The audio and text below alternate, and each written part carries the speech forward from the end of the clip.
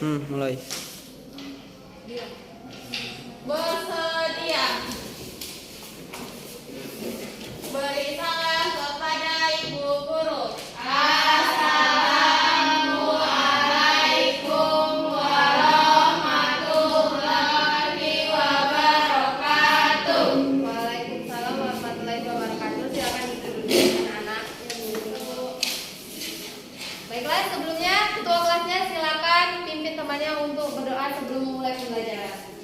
Baiklah teman-teman, marilah sebelum kita belajar kita berdoa. Berdoa mulai. Berdoa selesai. Ya, sekarang coba lihat di sekelilingnya udah bersih belum? Sudah. Kalau ada sampah silakan sampahnya diambil dan dibuang di tempat sampah. Kalau sudah bersih, sekarang ibu mau bertanya kepada anak-anak ibu. Tadi kan kita sebelum memulai kita sudah membukanya dengan berdoa. Jadi sekarang ibu mau bertanya, apa sih keutamaan kita berdoa sebelum memulai pembelajaran? Ya, coba Linda, apa Linda? Supaya tidak diganggu setan. Iya, supaya tidak diganggu setan. Marina? Supaya memperoleh keberkahan. Iya, supaya ilmu yang kita dapatkan itu berkah. Pria, apa keutamaan kita? Supaya diridhoi Allah, Bu. Ya, supaya diridhoi Allah. Jadi, ibu tegaskan sekali lagi kepada anak-anak ibu, sebelum kita memulai pembelajaran ataupun semua kegiatan, baiknya kita melakukan dengan doa. Supaya apapun yang kita lakukan, yang kita kerjakan berkah. Nah, anak-anak ibu sepertinya sudah paham. Selain itu juga berdoa itu mengingatkan kita kepada Tuhan yang Maha Esa. Nah, sebelumnya ibu akan melakukan absensi terlebih dahulu. Dengarin ya. Linda, Hadir, Bu. Marina, Hadir, Bu. Evria, Hadir, Bu. Dwika, hadir Bu. Ria, Hadir, Bu. nah semuanya anak-anak ibu masuk ya. Alhamdulillah. Udah masuk. Nah, sebelum kita mulai belajar, hari ini kita akan belajar tentang muatan lokal Bengkulu mengenai kain batik basure aksara kagana. Nah, sebelum memulai pembelajaran, sekarang kita akan menyanyikan lagu wajib nasional terlebih dahulu. Ayo, siapa yang mau memimpin ke depan? Coba ibu kita ya. Coba Marina. Marina pimpin teman-temannya untuk melakukan menyanyikan. Ya, semuanya pimpin.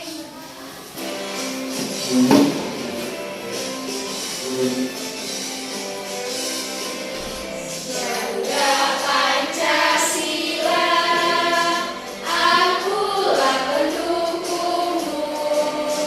Patriot proklamasi, sedia berkorban untukmu.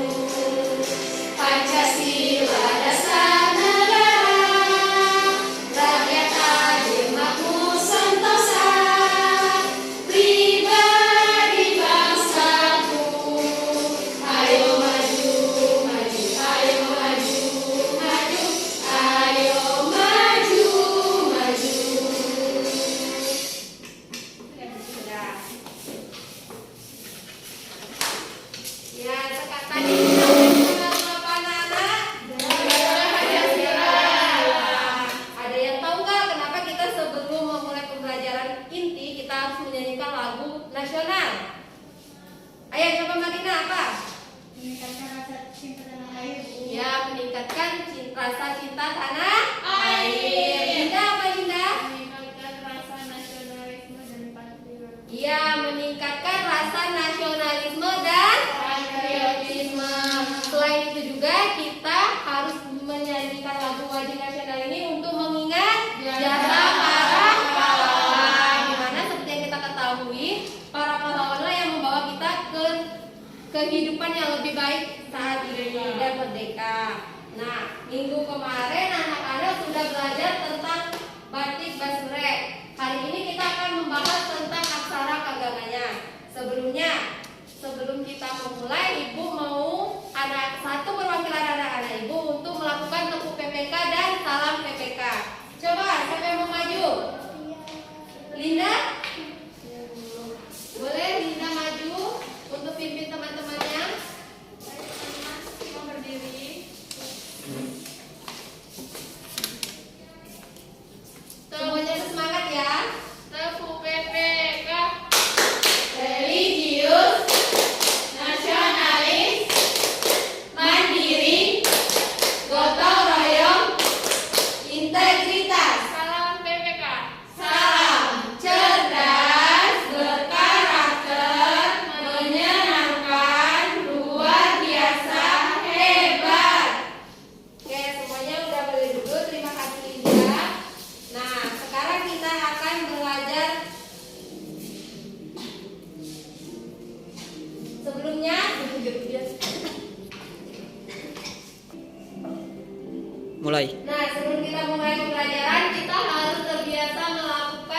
literasi atau membaca. Sekarang Ibu minta satu anak Ibu untuk membacakan teks literasi yang ada di depan.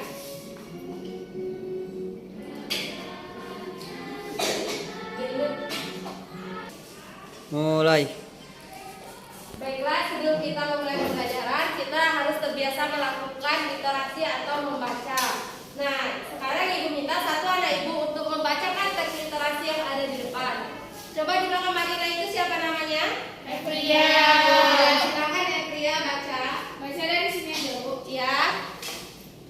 Negara Kesatuan Republik Indonesia merupakan negara kepulauan terbesar di dunia dengan jumlah pulau lebih dari 18.000 pulau. Luas wilayah yang mencapai 5.193.252 km ini berada di daerah khatulistiwa dengan iklim tropis, membuat Indonesia memiliki keanekaragaman hayati yang sangat banyak. Indonesia pun berada di peringkat keempat dalam jumlah penduduk terbanyak di dunia. Penduduk Indonesia terdiri dari berbagai suku bangsa yang mempunyai berbagai bahasa daerah. Oleh sebab itu, Kepala Pendidikan Negara ini memadai semboyan Bhinneka Tunggal Ika yang mempunyai arti meskipun berbeda-beda tetapi satu jua. Kali ini kita akan mengenal lebih dalam tentang kebudayaan di Indonesia yang sangat beraneka ragam. Negara kita yaitu Indonesia memiliki ragam budaya yang beraneka ragam. Budaya tersebut tercermin di dalam bahasa daerah, kesenian daerah, lagu daerah, tarian daerah, rumah adat, percetakan, alat musik tradisional dan kegiatan lain yang bernilai seni. Nah, dari teks literasi yang sudah Ibu tampilkan, informasi apa yang anak-anak dapat? tentang negara Indonesia. Ya, di mana negara Indonesia merupakan negara kepulauan terbesar di dunia. Di mana Indonesia memiliki beraneka ragam budaya dan bermacam-macam kesenian, baik itu tari, kesenian, baju adat, senjatakan, alat musik, dan kegiatan yang bernilai seni. Nah, kemarin kan minggu lalu kita sudah belajar tentang kain basure. Sekarang Ibu mau mengulas sedikit tentang pembelajaran kemarin. Masih ingat anak-anak Ibu kain basure? Masih ingat? Masih. Ada yang bisa jelaskan sedikit tentang kain basure? Iya, Bu. Ya, coba lihat. Kain basure itu, Bu, kain yang berasal dari Bengkulu yang memiliki motif yang bermacam-macam setiap daerahnya, Bu. Iya, di mana pada kain basure ini biasanya terdapat Motif. Nah, salah satunya yang menjadi khas motif dari kain basure dari Bengkulu itu bunga apa? Rafflesia.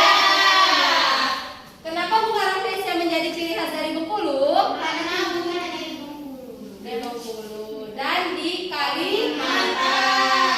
Nah, sedikit lagi Ibu jelaskan bahwa kain basure ini dahulunya hanya digunakan pada kalangan-kalangan tertentu seperti kalangan kerajaan. Nah, namun sekarang kain basure ini sudah digunakan pada instansi-instansi yang ada di Provinsi Bengkulu. Nah, sepertinya anak-anak Ibu sudah paham tentang pengertian ataupun pemahaman tentang kain basure. Sekarang kita masuk ke materi selanjutnya yaitu aksara kaganga. Di mana pada pembelajaran selanjutnya kita akan membuat atau mengimplementasikan motif kain basure dan aksara kaganga dalam sebuah hasil karya. Nah, untuk itu anak-anak Ibu silakan tonton video yang akan Ibu tayangkan.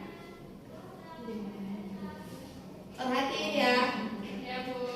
Pertama kita akan mengenal terlebih dahulu yang namanya asal usul daerah Rejang. Nah, dari sini kita akan mengetahui apa sih kaganga itu, bagaimana bisa timbulnya kaganga dan mengapa bisa dijadikan sebuah kearifan dari sebuah daerah. Jadi Ibu minta anak-anak untuk tetap memperhatikan, jangan ada yang ribut. Ya, Bu. Banyak yang mengkaji sejarah Rejang Purba. Hal tersebut mungkin dikarenakan kurangnya bambu dan sejarah yang dapat dijadikan acuan prasasti atau regu memang penting sebagai bukti kebenaran sejarah. Tetapi ingatan bahwa manusia hidup sebagai berkelompok dapat dijadikan sebagai acuan. Pada awalnya suku Rejang menempati wilayah Lempong dalam kelompok kecil, hidup mengembara dan berpindah atau yang disebut dengan nomaden.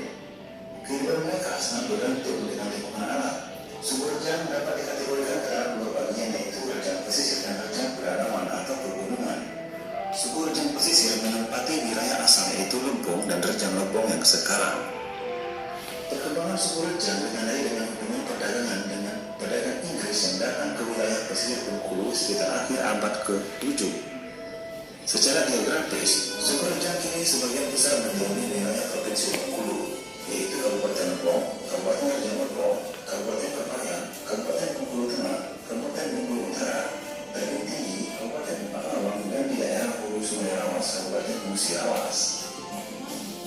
Penelitian tentang asal-usul dan adat istiadat suku Rejang telah dilakukan para peneliti, antaranya adalah William Marsden dengan bukunya History of Sumatra tahun 1966, Azairin dengan disertasinya The Rejang tahun 1936, M.I.S. Pang, seorang sarjana Australia National University dengan karya From Patrilineal to Matrilineal, Structural Change Amongst the Rejang of Southwest Sumatra tahun 1991 sampai 1993. Muhammad Hussein menulis sebuah naskah tentang Tambo adat Rejang 1932. Richard M. Sidian, guru besar Ohio University USA tahun 2006, yang memfokuskan tentang asal-usul bahasa Rejang. Zaini Hamzah dengan disertasinya Islam dalam perspektif budaya lokal, studi tentang ritual siklus kehidupan keluarga suku Rejang di Kabupaten Rejang Lempong tahun 2010. Penelitian Mas Diana Azali, Muhammad Hussein, Yasman, dan Zayadi tidak secara jelas mengungkapkan tentang asal-usul nenek moyang suku Rejang. Penelitian mereka menemukan bahwa suku Rejang berasal dari India belaka. Terinspirasi dari nenek moyang bangsa Indonesia yang berasal dari manusia perahu yang berasal dari India belaka, yang mencari daerah baru kepulauan Nusantara. Sedangkan M. Zinkin menyatakan bahwa nenek moyang suku Rejang berasal dari Tongjing Indochina. Mereka pindah ke Sumatera melalui Kalimantan, berlayar ke Sumatera melalui Kalimantan, berlayar menuju Sarawak, Kalimantan Utara. Sebagian mereka menetap di sana dan tetap menggunakan bahasa Rejang, bahkan terdapat sungai bernama Sungai Rejang. Menurut para ahli sejarah, semua orang Rejang yang tersebar itu berasal dari pinang berlapis. Kala itu daerah Rejang bernama Arena Sekalau atau pinang berlapis kini disebut dengan Lebong. Kemudian para ahli tentang Lebong sebagai wilayah asal suku Rejang diperkuat tampo-tampo dan cerita-cerita dengan lisan yang diwarisi secara turun-temurun dari orang tua suku Rejang. Dalam sebuah naskah klasik yang sekarang disimpan oleh Utama Mangkaliman Desa Suku Kayo Lempong, nenek moyang suku Rejang pertama sekali tinggal di danau besar di Gunung Ulu Tapus. Fakta ini sesuai dengan cerita-cerita diwarisi secara turun-temurun. Menurut sejarah yang tidak tertulis, suku Rejang berasal dari 4 Kutulai: Jurukalang, Bermani, Seluku, dan Tubai. Keempat Kutulai dipimpin oleh seorang Ajai. Keempat Ajai dimaksud adalah Ajai Bintang, Ajai Begaran Mito, Ajai Siang, dan Ajai Tiak Keteko. Dikisahkan juga bahwa pada masa pemerintahan Ajai-Ajai ini datang keempat orang bersaudara putra Ratu Kencana Umum dari Majapahit, masing-masing bernama Biku Sepanjang Jiwo, Biku Bijenggo, Biku Bengko, dan Biku Bermanu. Karena ada bijaksana, sakti, dan emosi, keempat biku tersebut dilakukan oleh keempat Kutulai yang ada saat itu sebagai pimpinan mereka. Di bawah pimpinan keempat biku ini, suku Rejang semakin tumbuh dan maju, serta mengembangkan kebudayaan daerah sampai akhirnya memiliki tulisan. Nah, coba perhatikan pada gambar. Nah, di sini ada tulisan Balai Agung Rejang Lempong. Nah, di mana di sini ini merupakan aksara Kaganga. Nah, jadi dari sejarah Rejang tadi, di mana sudah disebutkan Rejang ini berkembang mulai dari abad ke-7. Buku, gak dulu lihat buku itu. Nah, seperti yang dijelaskan, udah ya. Mulai. Seperti yang dijelaskan pada video tadi, suku Rejang ini berkembang pada abad ke-7. Di mana kerajaan Rejang ini pertama kali tinggal di danau yang ada di Tapus. Nah, di sini siapa yang sudah pernah ke Tapus? Belum.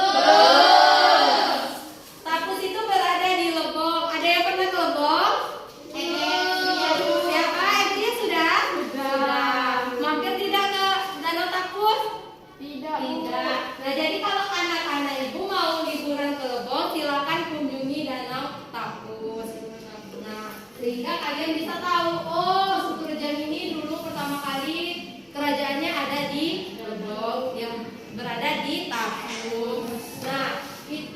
Nah, setelah itu kita akan lihat bagaimana sih aksara kaganga, apa saja yang ada pada aksara kaganga. Jadi anak-anak ibu sudah paham tentang perkembangan suku rejang?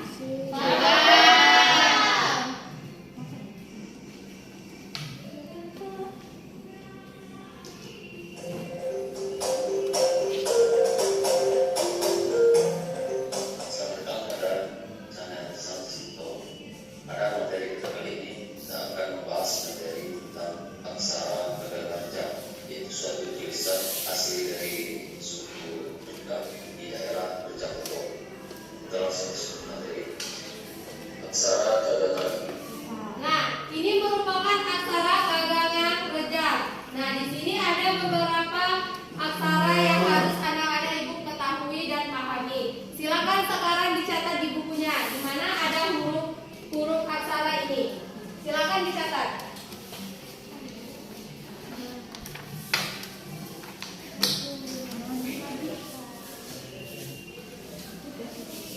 Sambil anak-anak mencatat, sedikit ibu akan menjelaskan tentang aksara kaganga.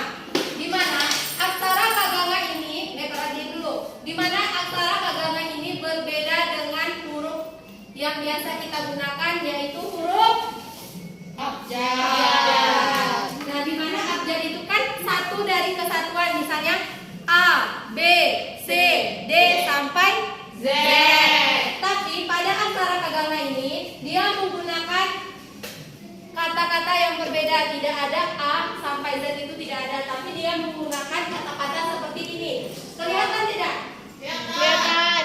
Seperti ka, ga, nga, ta, da, na, pa, ba, ma, ca, ja, nya, sa, ra, la, ya, wa, ha, a.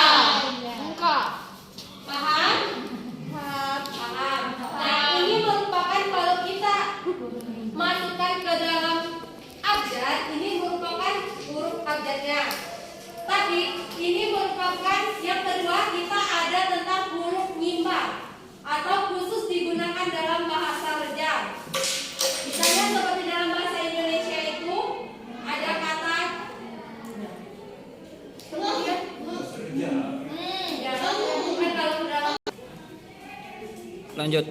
Nah, adapun huruf nyimbang atau yang biasa digunakan khusus dalam bahasa rejang seperti suka, nga, ta, nda, mpa, mba, ca, nya.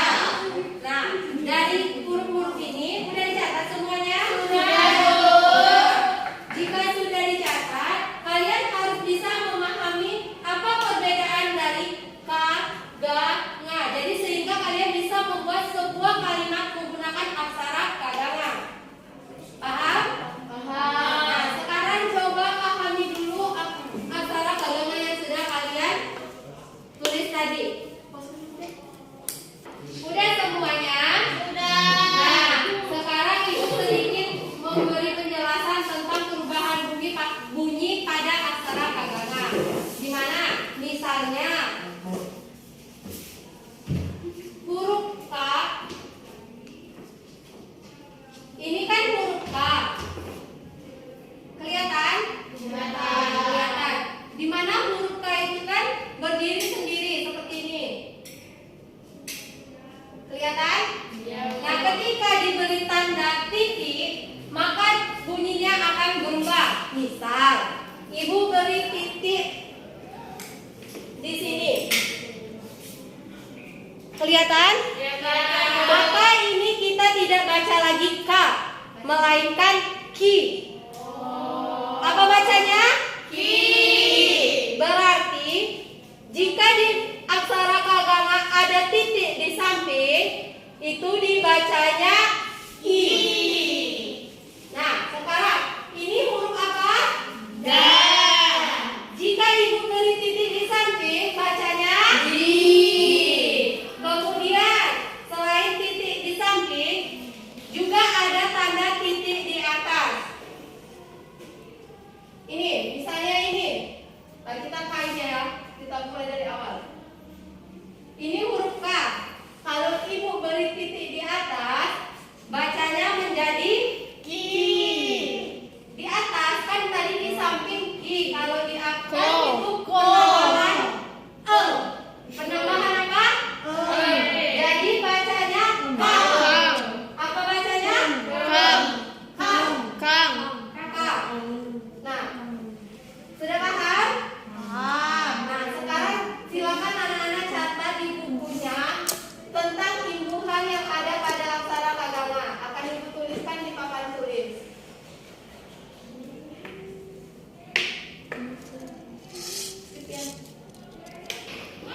Nah, sudah. Nah, sekarang kita akan belajar tentang perubahan bunyi yang ada di aksara kagama. Di mana biasanya dalam bahasa Indonesia itu imbuhan.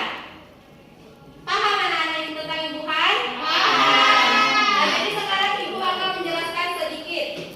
Nah, apabila aksara kagamanya berdiri atau tegak sendiri, itu masih kita baca dan kita sebut dengan kosakata yang sebenarnya. Misalnya seperti ini tadi huruf apa? K. Jadi kita masih bacanya K. Tapi apabila sudah diberi imbuhan atau tanda titik di atas berubah menjadi ki. Nah, berarti titik satu di atas itu bacanya i. Paham? Kemudian ada titik dua di bawah. Titik dua di bawah kelihatan tidak? Kelihatan. Titik dua di bawah ini berubah menjadi e, di mana k diberi titik dua berubah menjadi k. Paham? Paham. Kemudian ada tanda silang di samping seperti yang i tadi, tapi bukan titik melainkan tanda silang. Itu dibaca o. Dibaca apa? O. Kemudian ada titik satu di bawah. Kalau e titiknya dua, tapi kalau satu itu u. Titik dua tadi apa? Ke. Kalau titik satu Ku. jadi bacanya ku. Kuku. Kemudian ada titik dua di atas. Titik dua di atas itu imbuhan an, di mana k menjadi kan. Paham? Paham. K bisa berubah jadi kan apabila memiliki titik. Dua di atas. Kemudian ada kan, di mana k bisa berubah menjadi kan apabila ada tanda contreng. Centang. Centang, tanda seperti ini. Kelihatan? Tanda seperti ini di bawahnya menjadi K. Berarti itu huruf R. Ingat ya. Kemudian apabila tandanya berubah posisi menjadi ke atas, itu berubah bunyi menjadi kai. Berarti itu akhiran dari i. Akhiran dari i. Jadi bacanya kai. Beda yang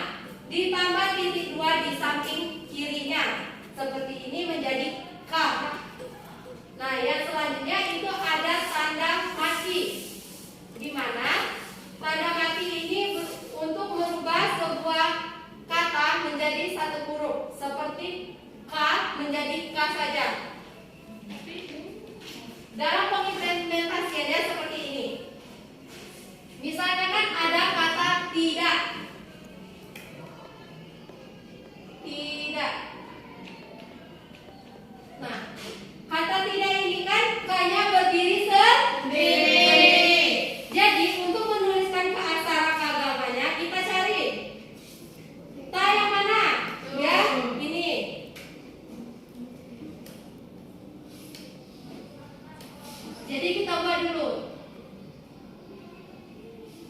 Ini kan huruf ta. Kalau ingin menjadikan ti, kita harus menambahkan ti. Kemudian da, yang mana da? Yang baris ke lima.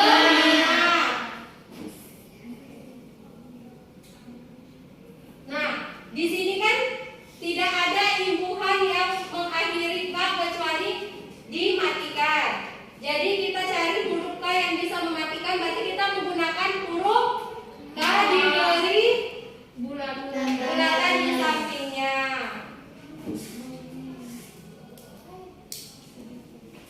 Nah, jadi bacanya ini tidak. Bedain ya titik sama lingkaran bulat. Untuk mematikan kata kita menggunakan kita menggunakan lingkaran kecil di samping. Sekarang udah paham? Nah, kalau udah paham, ibu minta anak-anak ibu untuk membuat 2 kelompok. Kita akan mengerjakan LKPD. Kelompok depan bertiga, kelompok belakang berdua. Ya, Bu.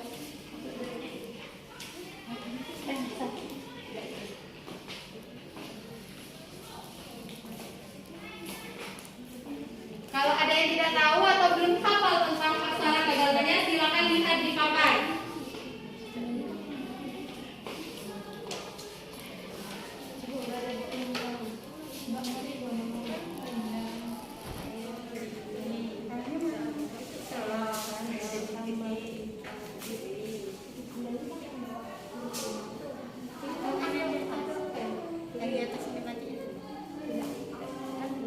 Tambah L, tambah I, nah, berarti pakai itu kan ada berarti J,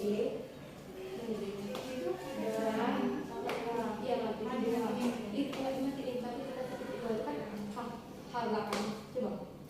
Mati dua di sini. Di sini. Di samping sama. Jadi udah.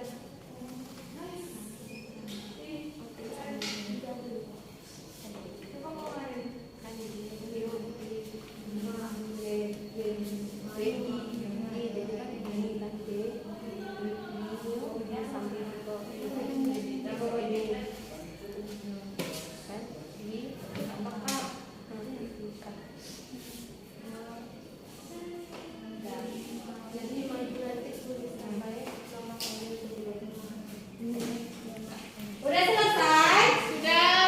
Nah, kalau sudah selesai, silakan perwakilan kelompok 1 dan kelompok 2 maju ke depan untuk menuliskan jawaban nomor 1 dan nomor 2. Sekarang kita mulai dulu ke kelompok 1. Coba kelompok 1 maju ke depan dan tulis jawabannya.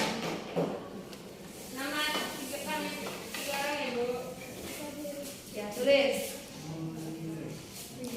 Tulisnya di sini ya. Di sini ya. Di tempat kosong. Nama anggota kelompoknya kan, Bu? Iya.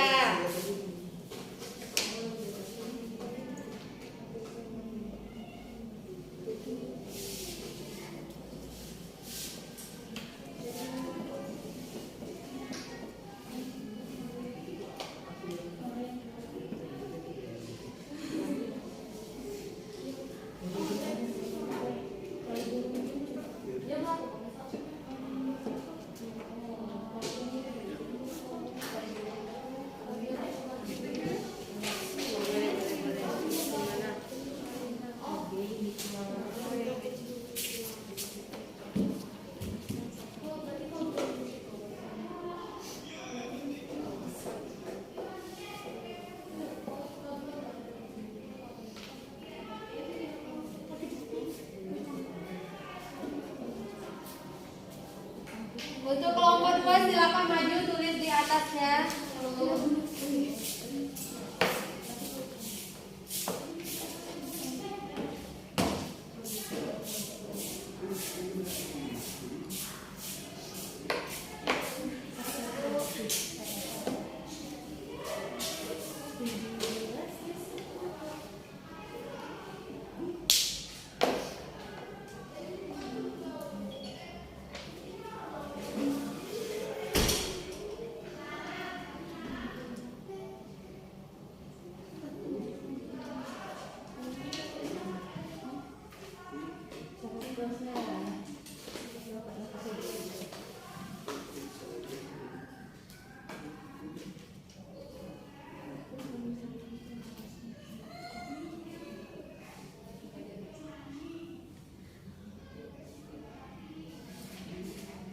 Sudah? Oke, terima kasih. Nah, sekarang kita lihat jawabannya udah sama semua? Ya, benar. Sudah bisa menggunakan di mana tanda mati, di mana imbuhan yang benar. Nah, sekarang semuanya udah benar. Silakan ditumpulkan ke depan KKPD-nya.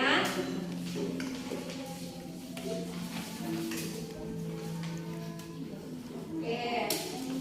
Nah, karena ibu sudah paham, sekarang silakan buka buku muatan lokalnya. Kerjakan di rumah halaman 36. Silakan dikumpul, Bu. Nah, itu akan menjadi tugas tambahan kalian di rumah. Kerjakan bersama orang tua. Ya, Bu. Paham? Nah, sekarang silakan tutup bukunya. Itu akan melakukan sedikit evaluasi atau kesimpulan pada pembelajaran kita hari ini. Masih semangat anak-anak Ibu? Nah, sebelum mulai kesimpulan, Ibu minta satu anak Ibu untuk melakukan tepuk semangat. Iya, Bu. Ya, coba ya, Bu ya. Tepuk semangat.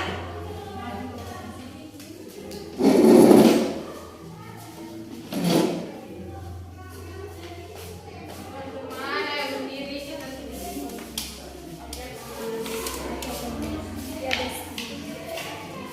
Satu, dua, tiga. Tepuk semangat. Semangat.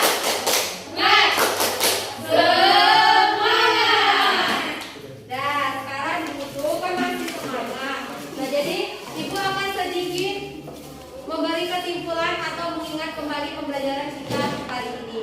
Tadi kita sudah belajar tentang asal usul dari suku Rejang. Di mana suku Rejang ini pertama kali berkembang pada abad ke-7. Nah, suku Rejang ini pertama kali berdiri atau kerajaannya pertama kali tinggal di Tapus. Di mana Tapus ini berada di daerah Lombok. Nah, kemudian dari sejarah ini suku Rejang berkembang melalui sistem perdagangan. Nah, kemudian setelah berkembang lahirlah yang namanya aksara Kagangan Rejang, di mana yang menjadi sebuah tulisan atau kearifan yang ada di suku Rejang. Tadi juga kita sudah belajar di mana huruf Kagangan ada beberapa huruf Kagangan yang harus kalian pahami, dan ada juga perubahan bunyi yang ada pada aksara Kagangan. Nah, Ibu terasa anak-anak Ibu sudah paham. Bagaimana pembelajaran hari ini? Menyenangkan. Kalau menyenangkan berarti tugasnya harus cepat dikerjakan dan besok sudah dikumpulkan ke Ibu. Paham? Nah, sekarang silakan rapikan tempat duduknya, ambil sampahnya yang berserakan, dan ketua kelas persiapkan untuk pulang. Sudah bersih, Bu. Ya, ketua kelas silakan. Marilah teman-teman, sebelum kita pulang, marilah kita berdoa. Berdoa mulai. Berdoa